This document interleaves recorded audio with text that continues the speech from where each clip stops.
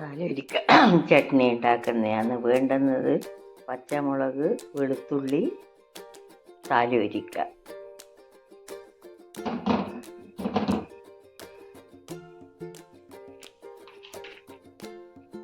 അത് വെളുത്തുള്ളിയും പച്ചമുളകും എണ്ണ കാഞ്ഞ് വരുമ്പോൾ അതിൽ താലോലിക്കയും പാകത്തിന് ഉപ്പും ചേർത്ത് ഇളക്കുക.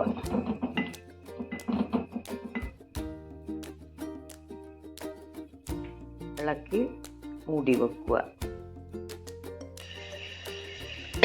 5 മിനിറ്റ് കഴിഞ്ഞിട്ട് തുറന്ന് നോക്കുക. തുറക്കുമ്പോഴത്തേക്കല്ലോ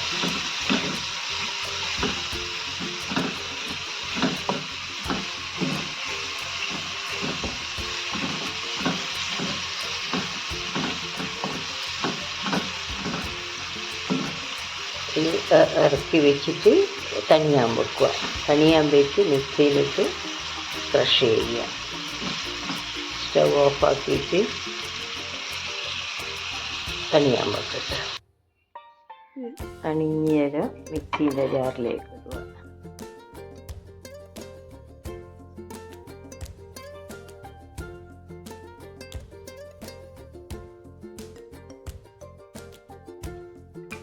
ചട്നി റെഡിയായി.